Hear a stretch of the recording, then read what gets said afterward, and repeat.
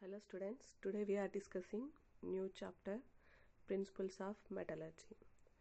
So about the metals we discussed in 8th class. In that 8th class we discussed about the properties of metals like malleability, ductility, sonority, lustrous, like that. Metals play very important role in our daily life. We use various metals for various purpose like gold and silver used as jewelry, copper, iron, aluminium for making conducting wires and for making utensils, etc. And we use many household articles made up of metals and their alloys at our home. Can you mention some articles that are made up of metals? Yes, in our home we are using different types of articles, that all the articles made up of metals. Do metals exist in nature in the form same as that we use in our daily life? Have you ever heard the words like ore, mineral and metallurgy? Do you know how these metals are obtained? To understand this question, you need to know about metallurgy in this chapter. So we discuss the various concepts related to metallurgy and the process by which we are able to obtain the pure form of metal that we use in our daily life. So metallurgy is nothing but that is the process of extraction of metals from their ores. Now we will discuss about the occurrence of the metal in nature. How the metals are present in nature. The earth crust is the major source of metals. Seawater also contains some soluble salts such as sodium chloride and magnesium chloride, etc. Some metals like gold, silver and copper are available in nature in free state. Why? Because they are least reactive. Other metals mostly are found in the nature in combined form. Why? Because due to their more reactivity. Means some metals are more reactive, some metals are less reactive. Okay, which are less reactive? That are found in the nature in free state. Which are more reactive? That is available in the nature in combined form. Okay, so the elements are the compounds of the metal which occur in the nature of the earth crust are called as minerals. At some places, minerals contain very high percentage of a particular metal and the metal can be profitably extracted from it. Okay, in some places minerals contain very high percentage of particular metal and that metal we can profitably extracted from that. So the minerals from which the metals are extracted without economical loss are called as ores. Okay, so the minerals from which the metals are extracted without economical loss are called as ores. Aluminium, for example, it is the most common metal in the earth crust, so occurring in most of the minerals. However, it is not economically to extract from most of these minerals. So instead the usual ore from which it is which is profitable to extract, it is bauxite, which contain from 50 to 70% of aluminium oxide. Aluminium is one of the most common metal in the earth crust and it is occurring in most of the minerals. But from all that minerals we cannot extract the aluminium. Okay, so we can extract the aluminium without any economical loss from the bauxite. Why? Because bauxite contain from 50 to 70% of aluminium oxide. So the bauxite is the ore of aluminium. Why? Because from that bauxite ore only we can extract the aluminium, more percentage of aluminium without any economical loss. Okay, here one table is given.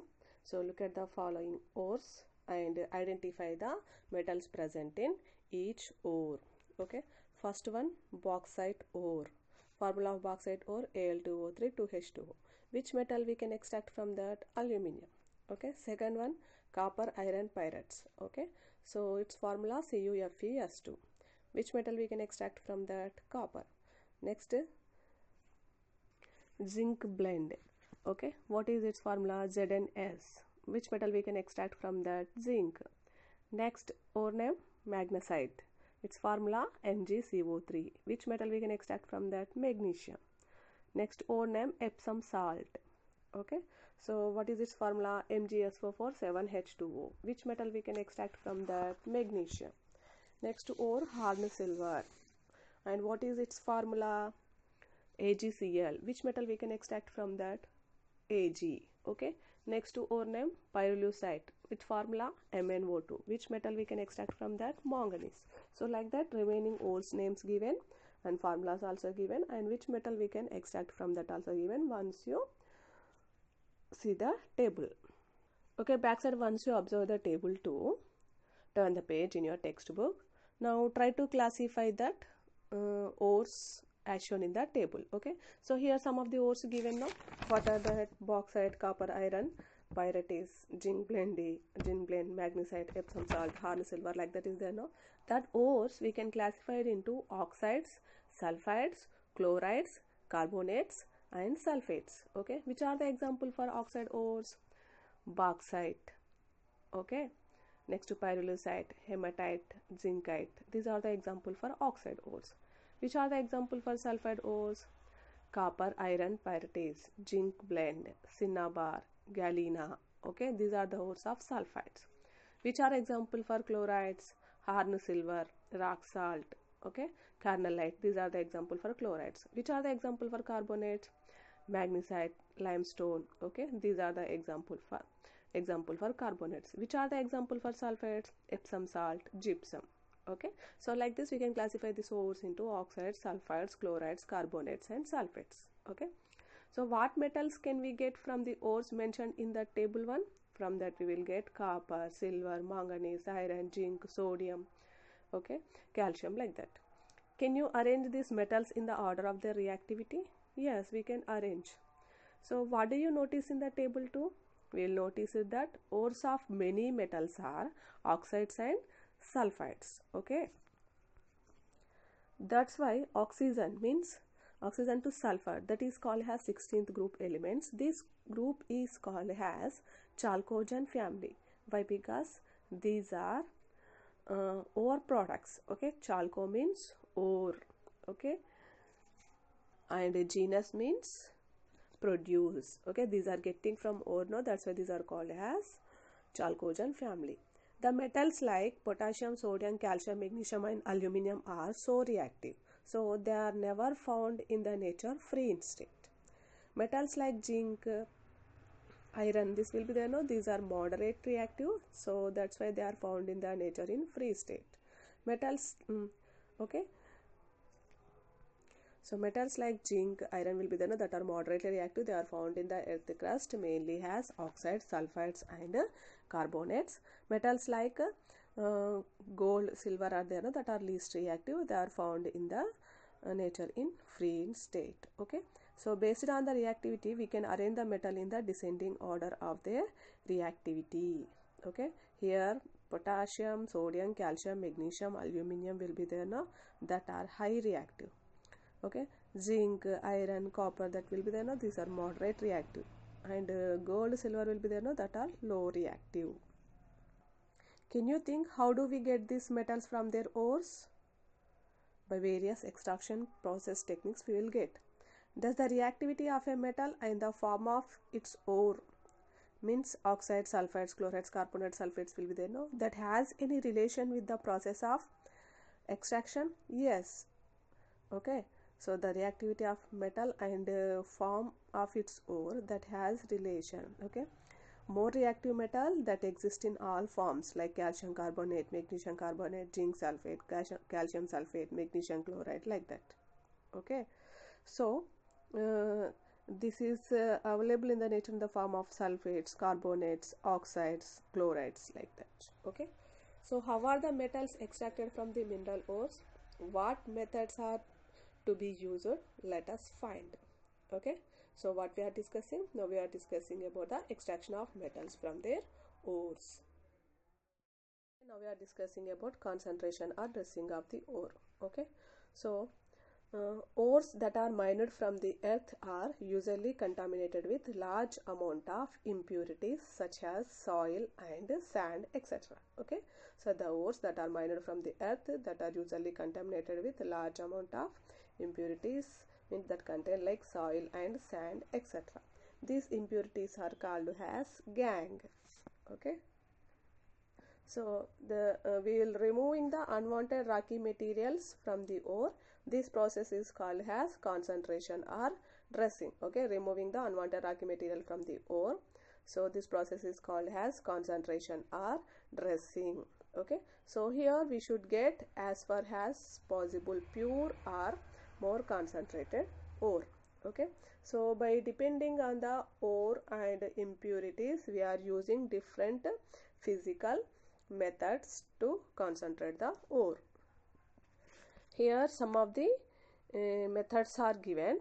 Okay, so to separate the unwanted material from the ore, some of the methods are given. We will discuss about that methods. One of the method is hand picking. So in how this process will be going on, now we will discuss. If the ore particles and the impurities are different in one of the properties like color, in size, etc. Ore particles and impurities are that different, having different properties, like color will be different or size will be different. Okay, but depending on the different property, the ore particles are hand picked and separated from the other impurities. Okay, ore particles and impurities are that are having different properties means maybe that color will be different or size will be different. By depending on that property, depending on the property of the ore particles, they are hand picked and separated from the other impurities. Next, one more process is washing. Okay, in this process, ore particles are crushed and kept on a slopy surface. They are washed with the controlled flow of water. Then what happens? Less dense impurities are carried away by the water flow and leaving the more dense ore particles behind. Okay, leaving the more dense particle there only, and the less dense impurities are carried away by the water flow. Next, one more process is froth flotation. Okay, this method is mainly useful for the sulfide ore. Okay, so which have no wetting property. Okay, the impurities are get wetted. Okay, this method is mainly used for the sulfide ore. So this method is mainly useful for the sulfide ore, which have no wetting property, but the impurities get wetted.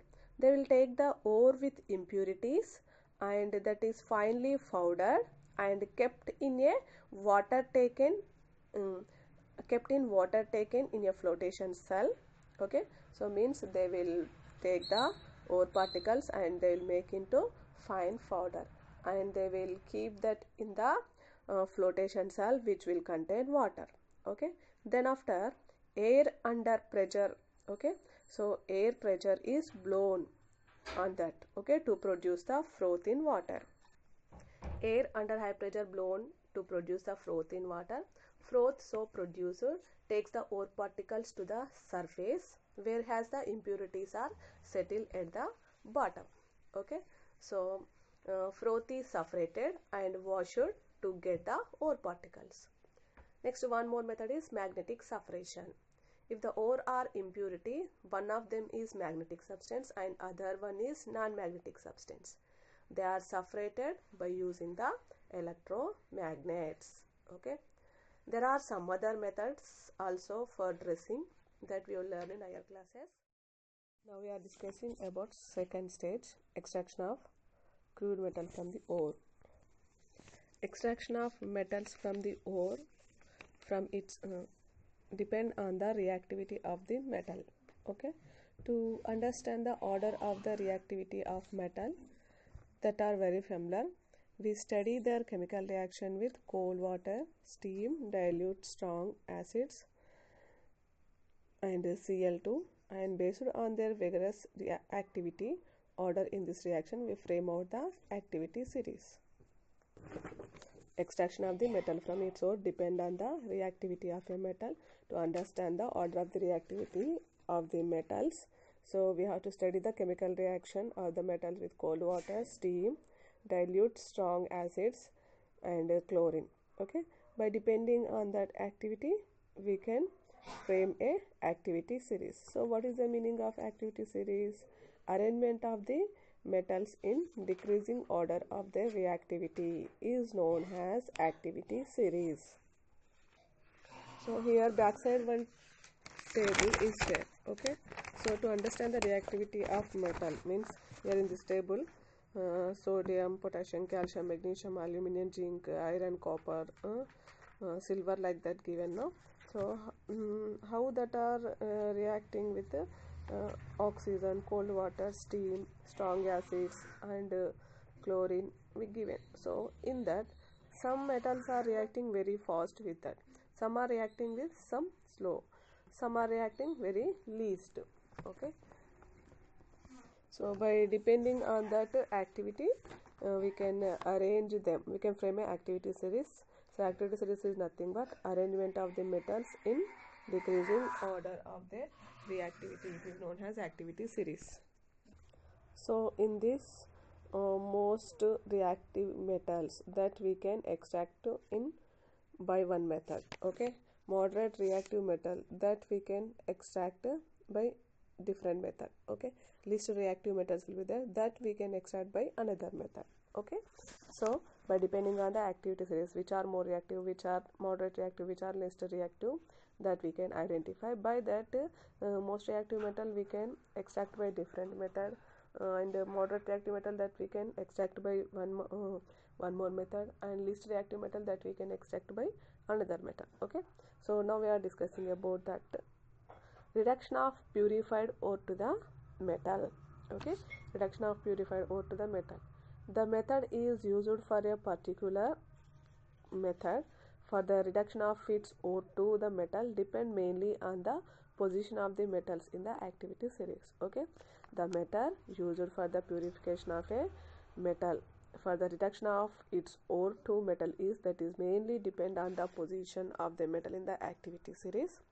So in this first one, extraction of metal at the top of the activity series. Okay, so now we are discussing about extraction of metal at the top of the activity series. So sodium, potassium, calcium, magnesium, and aluminum. So these metals we can say example for the top of the activity series. So here simple chemical reduction methods like heating with carbon or carbon monoxide etc. to reduce the ores of these metals are not feasible. Okay, so why? Because the temperature required for the reduction is too high and more expensive. And okay, so means to get the potassium, sodium, calcium, magnesium, so simple chemical methods are not useful. Okay, why? Because the temperature required to heat this, heating with carbon or carbon monoxide is more. Okay, so the temperature required for the reduction is too high and it is more expensive process. So and this process is not suitable to that. So to make the process economical, electrolysis methods are to be adapted. Okay, so to get that sodium, potassium, calcium, magnesium, like that we are using the electrolysis process. Okay, so this electrolysis method are to be adapted. Again, the electrolysis of the aqueous solution is also not feasible. Okay, because water in the solution will be discharged at the cathode in the presence of metal ions.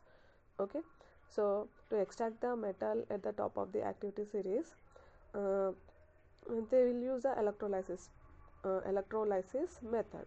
Okay, so but this electrolysis of the aqueous solution is also not suitable. Why? Because water in the solution that would be discharged at the cathode in the presence of metal ion. Then which method is suitable? Which method can be done successful? The only method that can be done successful is to extract these metals by the electrolysis of their fused compound. By the electrolysis of their fused compound. So the only method that can be done successfully to extract these metals by the electrolysis of their fused compounds. For example, to extract the Na from NaCl, fused NaCl is electrolyzed with steel cathode and graphite anode. Then the metal sodium will be deposited at the cathode, chloride will be liberated at the anode. Okay. So for the above electrolysis, a large quantity of electricity is required to keep the ore in molten state. Okay, and suitable impurities are added to the ore to decrease its melting point. Next one, extraction of metals in the middle of the activity series. Okay, zinc, iron, tin, lead, and copper will be there. No, this we can say example for the metals in the middle of the activity series. So the ores of these metals are generally present as sulfides or carbonates in the nature. This we discussed in for table 1. Okay. Therefore, prior to reduction of the ore of these metals, they must be converted into metal oxide. Okay. So first these ores are converted into metal oxides. Sulfide ores are converted into oxides by heating them strongly in excess air. The sulfide ores are converted into oxides by heating in the presence of air strongly. This process is known as roasting. Okay. So generally the sulfide ores are roasted to convert them into oxides before reducing them into metals. Okay. So here sulfide ore is there. Okay. Example. Okay. 2 PbS plus 3O2 gives rise to PbO plus 2SO2. Okay. Lead sulfide is there, that is combining with the oxygen, means they are heating with oxygen, then it is converted into lead oxide. So like this they converted that into oxides. No, okay, sulfide ores are converted into oxides by heating them strongly in the excess of air. This process is known as roasting. Generally the sulfide ores are roasted to convert them into oxides before reducing them into metals. Okay, here equation also given, 2 PbS plus 3O2 gives rise to PbO plus 2SO2. So lead sulfide, it is heating with oxygen, then it is changing into lead oxide and sulfur dioxide.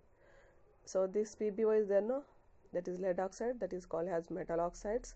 The metal oxides are then reduced to the corresponding metals by using suitable reducing agents such as carbon. Okay, so reduction of metal oxides with carbon. The oxides are reduced by coke in a closed furnace, which give the metal and carbon monoxide. Okay, the oxides are reduced by the coke in a closed furnace, and that gives the metal and carbon dioxide. Okay, here lead oxide PbO is there, that is combining with the coke carbon. Okay, and then what happened, it is changing into metal and giving carbon dioxide. 2 PbO plus C gives as Pb plus CO. Next, reduction of oxide ores with carbon monoxide. Okay, iron oxide is there, we are heating with the carbon monoxide, then we will get iron and carbon dioxide. Next, auto self reduction of sulfide ores. In the extraction of copper from its sulfide ores, the ore is subjected to partial roasting in air to give its oxide. Okay, so to extract the copper from the sulfide ore, so the ore is heated in the presence of air, then it is changing into oxide. Okay, here copper sulfide ore is there, they will heat with the oxygen, then that is changing into copper oxide ore and giving sulfur dioxide. When the supply of air is stopped and the temperature is raised, the rest of the sulfide is reactive with the oxide and form metal and sulfur dioxide. Okay, after some time they will stop the supply, then they will stop the supply of air and they will raise the temperature. Then rest of the sulfide ore, CuTs, that is combining with the oxide, means that is combining with the copper oxide, CuTO. Okay, and it form metal and sulfur dioxide. Okay, once you see this equation, 2CuTO, 2Cu2O copper oxide that is combining with sulfide OCU2S and form copper. Copper is a metal and give sulfur dioxide. Next, reduction of ores by the more reactive metals. Okay, one more process is reduction of ore by the more reactive metals. Thermite process involves the reaction of metal oxides with aluminium. Okay, so thermite process is there, no, that involves in the reaction of metal oxides with aluminium. So when high reactive metals such as sodium, calcium, aluminium, etc., these are used as reducing agents, they displace the metals of lower reactivity from the compound. Okay, so high reactive metals such as sodium, calcium, aluminium, etc., that are used as reducing agents. They displace the metals of lower reactivity metal from its compound. These displacement reactions are highly exothermic and the amount of heat is evolved is so large, so the metal is produced or in the molten state. Okay, so high reactive metals means like sodium, calcium and aluminium. So they displace the metals of low reactivity from its compound. So these are sodium, calcium, aluminium, these are the example for high reactive metals, no, that displace the low reactive metal from its compound. Okay, so this displacement reaction is highly exothermic. Okay, means so much amount of heat is releasing, the amount of heat evolved is very large, that's why the metal produced in this it is in molten state. Okay, here TiCl4, so titanium chloride plus magnesium. So here magnesium is more reactive, that's why this displaces the titanium from titanium chloride. So then the titanium is separated. Titanium plus 2MgCl2 will form. Next, second equation, titanium chloride plus 4Na. Here sodium is more reactive than the titanium, that's why that displaces the titanium from titanium chloride. So Ti plus 4NaCl. So the reaction of iron oxide. The reaction of iron oxide Fe2O3 with aluminium is used to joining the railings of railway tracks or cracked machinery parts. This reaction is also known as thermite reaction. So here one equation is there.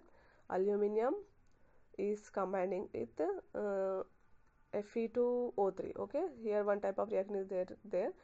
Here that aluminium is reacted with iron oxide. Then what we will get? Aluminium oxide and iron. Okay, so here we will get iron, no, okay, molten form of iron, no, that is used to join the railings of railway tracks or cracked machinery parts. This reaction is also known as thermite reaction. Okay, next we will discuss about extraction of metals at the bottom of the activity series. Okay, now we will discuss about the extraction of metal at the bottom of the activity series. Example for this bottom of the activity series are silver and mercury. Okay, metals at the bottom of the activity series are often found in free state. These found in the nature in free states. Their reactivity with other atoms is very low. Okay, the oxides of these metals can be reduced to metals by heat alone or sometimes by displacement from their aqueous solution. Okay, so the oxides of these metals can be reduced into metals by heating alone or sometimes from sometimes by displacement from their aqueous solution.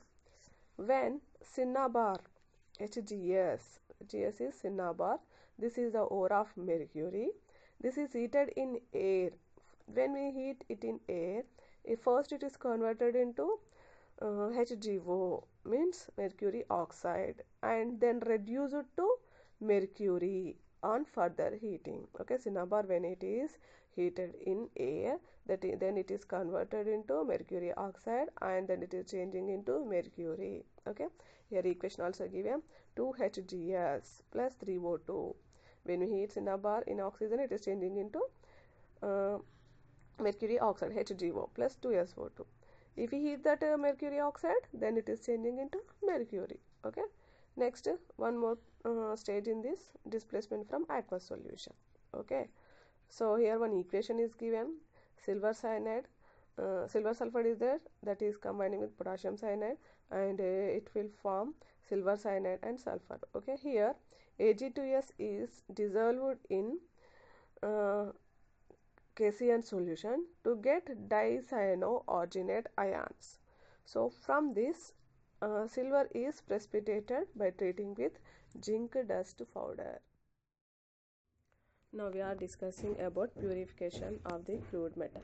Okay, so the metal obtained by the reduction of the ore is usually contaminated with impurities like unchanged ore, other metals present in that ore, and the non-metal from the anions in the ore.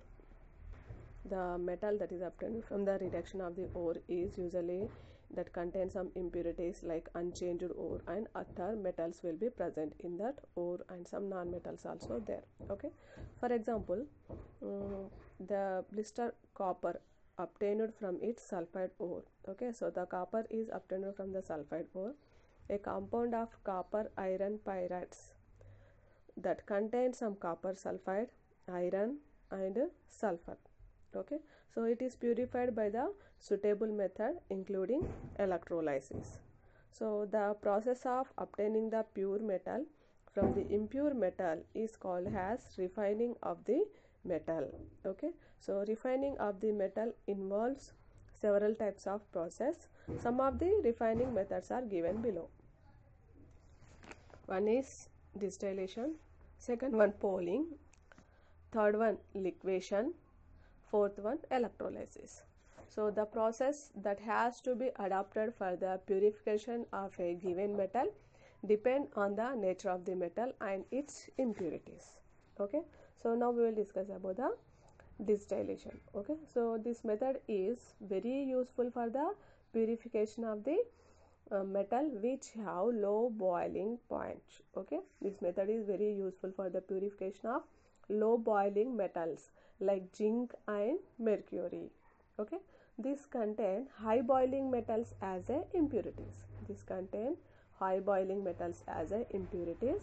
The extracted metal in the molten state is distilled to obtain the pure metal as distillate. Okay, here the impurities have high boiling point, and metals like zinc and mercury that have low boiling metals. Okay, so these metals will be there, no, like zinc and mercury, that is vaporized before when we compare with the impurities. Like that we can separate the metals, and impurities will be remain in that only.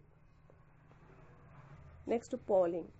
So in this, the molten metal is stirred with logs, means poles of green wood. The impurities are removed either as gases or they get oxidized and form a slag over the surface of the molten metal. So blister copper is purified by this method. So the reducing gases is evolved from the wood, prevent the oxidation of copper. So the molten metal they will stir with the lag, means poles of a green wood. The impurities are removed either as gases or they get oxidized and that form a slag over the surface of a molten metal. So blister copper is purified by this method. So the reduced gases evolved from the wood that prevent the oxidation of copper.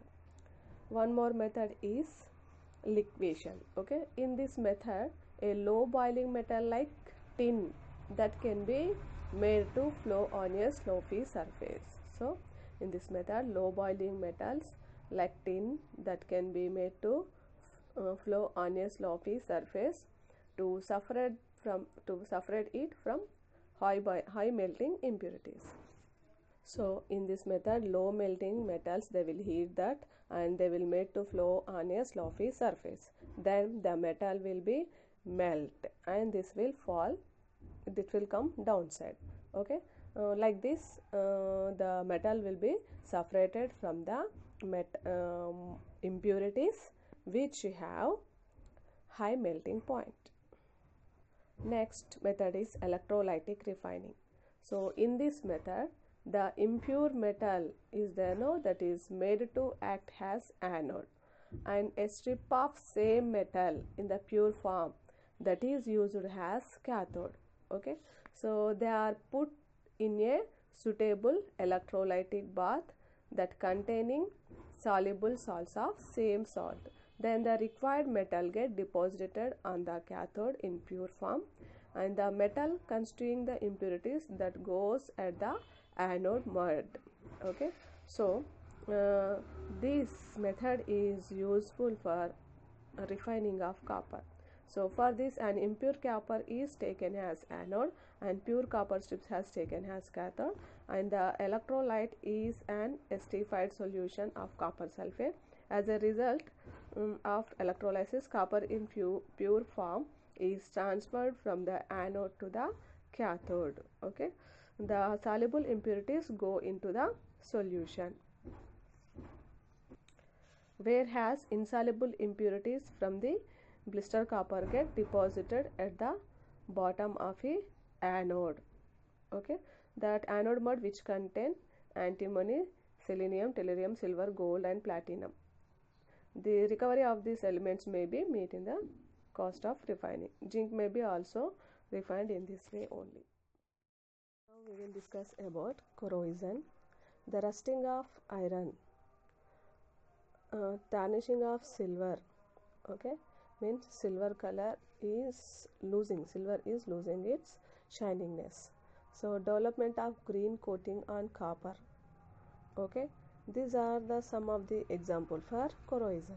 Okay, when we use the iron article, after some days it is losing its color. When we use the silver, after some days it is tarnishing its silver, means its color will become into black color. And after if you use the copper like that only, after some days we can see a development of green coating on that. These are the example for corrosion.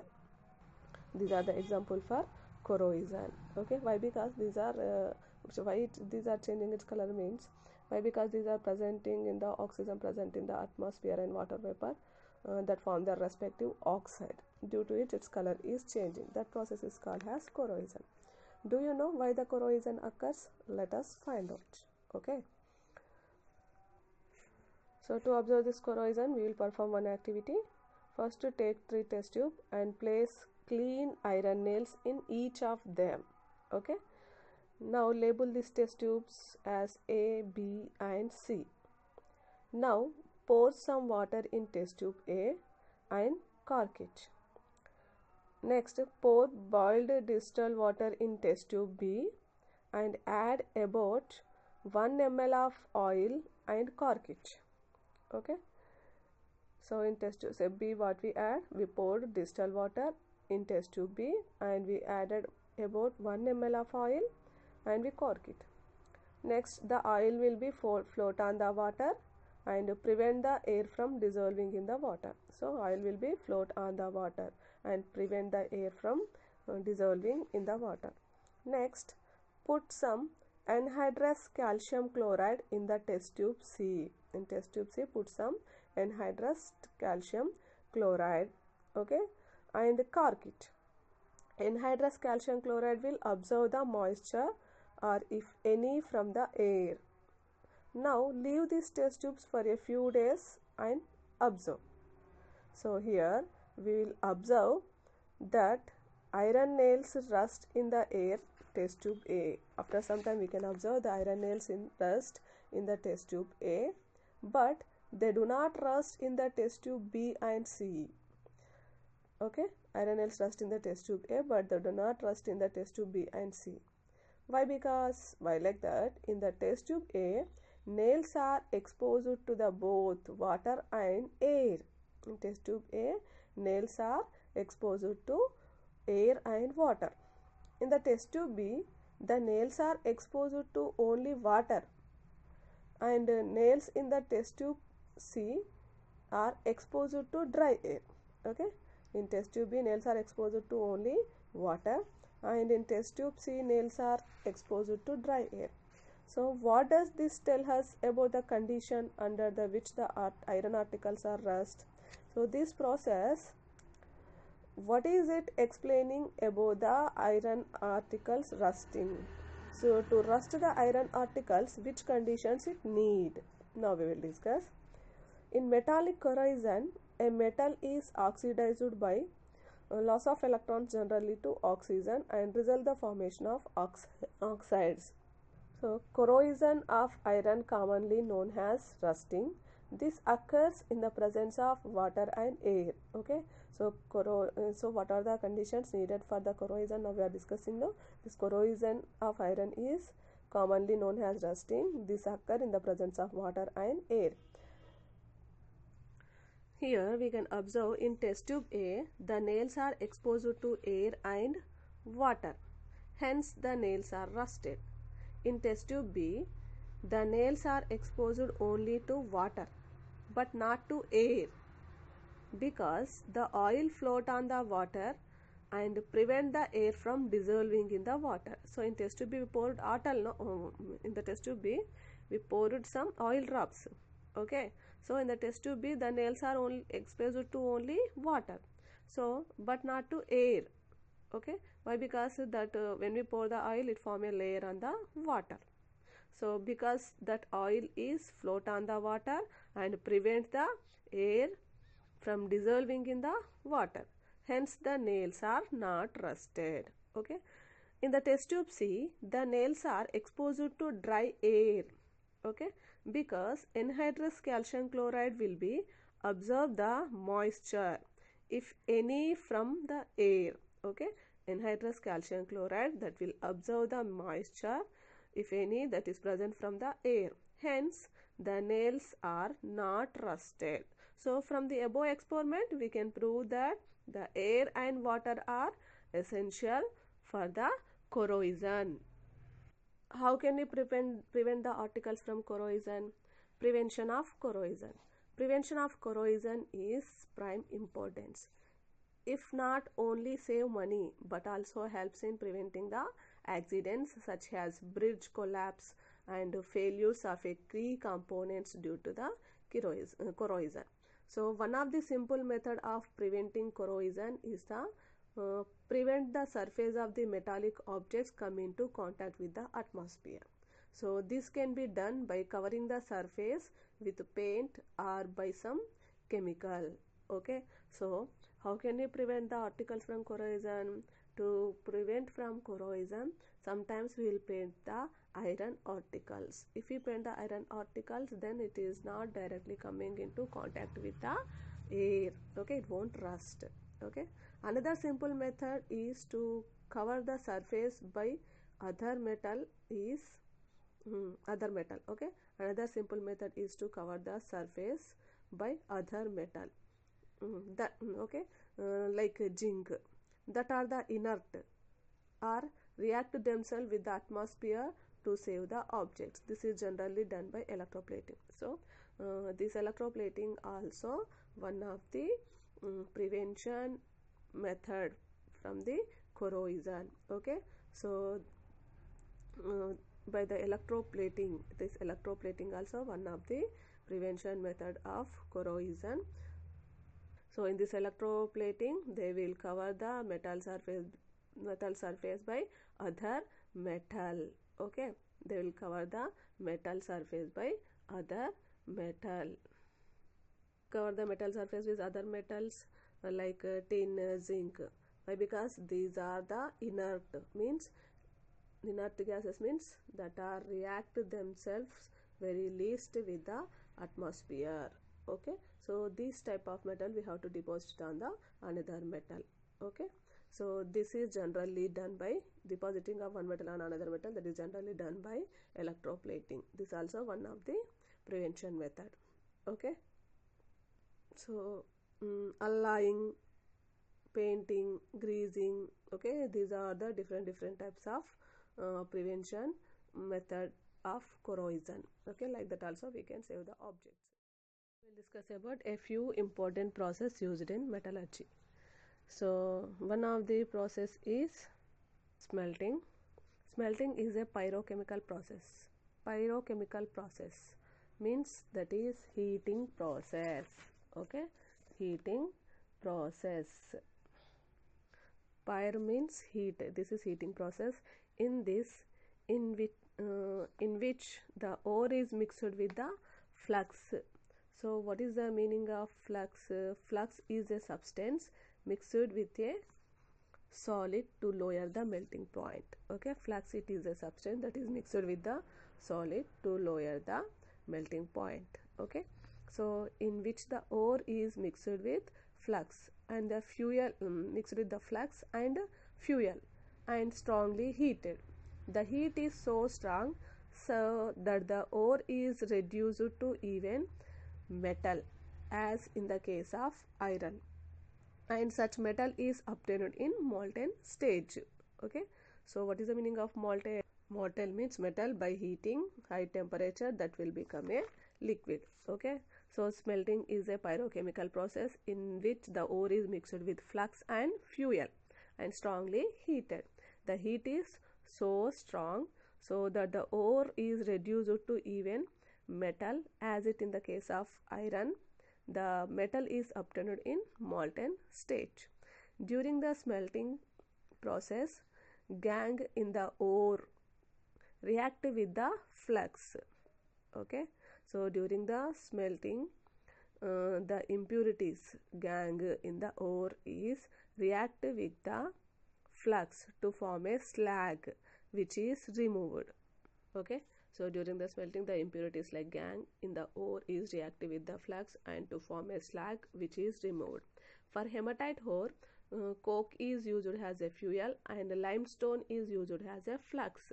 So the smelting is carried out in specially built furnace. It is known as blast furnace. Okay, here in this picture we can see that is a blast furnace. Okay, the smelting process is carried out specially in this process.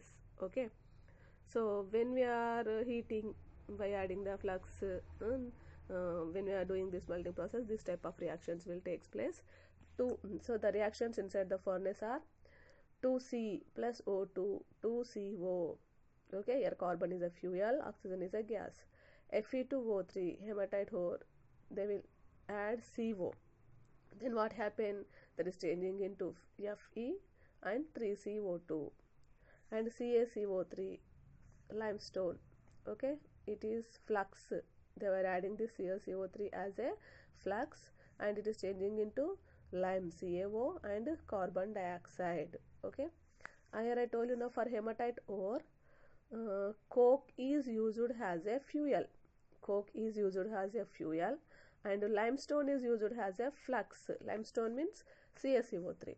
Okay, once you observe in second equation, Fe2O3, that is hematite ore. Okay, in this they were using coke, means that is carbon products only, no, that CO they are using as a fuel. Okay, next CaCO3, calcium carbonate, that they were using as a flux. Okay, so here CaCO3 dividing into CaO and CO2. This CaO, lime, is there. Okay, that is combining with the SiO2 and finally it will form calcium silicate. Like this type of reactions will take place. Next, roasting. Roasting is a pyrochemical process in which the ore is heated in the presence of oxygen or air below its melting point. Okay, so roasting is also one of the pyrochemical process. In this, the ore is heated in the presence of oxygen or air below its boiling point. So the products, the products like metal oxides from the sulfide ore, the products are obtained in the processes also are in solid state. Generally, reverberatory furnace is used for roasting. Here downside furnace will be there, no, reverberatory furnace, that is used for roasting. Okay, here one equation is also there related to this process. Okay, roasting is a pyrochemical process. Pyrochemical process means heating process. In this, ore is heated in the presence of oxygen or air below its melting point. So the products obtained in this process are in solid state. Generally, reverberatory furnace is used for this purpose. Next, one more process is calcination. This calcination is also a pyrochemical process in which the ore is heated in the absence of air. So this is also pyrochemical process. This ore is heated in the absence of air. The ore get generally decomposed in this process. In this, the ore is decomposed. For example, magnesium carbonate is there, that is changing into magnesium oxide and carbon dioxide. Calcium carbonate is there, that is changing into calcium oxide and carbon dioxide. Next, now we will discuss about flux. What is flux? Flux is a substance that is added to the ore to remove the gangue from it by reacting with the gangue. So flux is one of the substance that is added to the ore. Why they will add the flux to ore? To remove the gangue from it by reacting with the gangue. Okay, flux is a substance that is added to the ore to remove the gangue from it by reacting with the gangue. If the impurity gangue is acidic substance like SiO2, then the basic substance like CaO is used as a flux. Okay, if the impurity gangue that is a acidic substance, then we can use the SiO2 silicon dioxide as a basic substance. If the basic substance like CaO is we are using as a flux, if the impurity is in basic nature, then FeO, acidic substance, acidic flux, okay, we are using as a gangue. Okay. Now, what is the role of furnace in metallurgy? How they bear the large amount of heat? Do all the furnaces have same structure? Let us see. Furnace is the one which is used to carry out the pyrochemical process in metallurgy. We have mainly three parts in the furnace that are known as hearth, chimney and firebox. Okay, what is that hearth, chimney, firebox? Now we will discuss. Hearth is the place inside the furnace where the ore is kept for eating purpose. Hearth is a place, it is inside the furnace. In this we will keep the ore for heating purpose. Chimney is the outlet through which the fuel gases go out of the furnace. Chimney is the outlet. Through this, the fuel means waste gases will go out from the furnace. Next, firebox. Firebox is the part of a furnace where the fuel is kept for burning. Okay, firebox is the part of a furnace, so where the fuel is kept for burning. In blast furnace, both firebox and hearth are combined in a big chamber. In blast furnace, firebox and hearth, okay, firebox and earth are combined in a big chamber which accommodates both ore and fuel. But in reverberatory furnace, that has both firebox and hearth are separated. In the reverberatory furnace, hearth and firebox are separated, and the vapors means flame obtained due to the burning of the fuel touch the ore in the hearth and eat it. Okay, once you observe the reverberatory furnace picture, in that hearth and firebox is separated. Okay, in that hearth we will keep the ore, in firebox we will use the fuel. These are separated, but the vapors means flames obtained due to the burning of the fuel will be there, no, that is touches the ore in the hearth and eat it. Okay, in the furnace like retards furnaces, there is no direct contact between the hearth or firebox and even the flames that do not touch the ore. We will discuss about a few important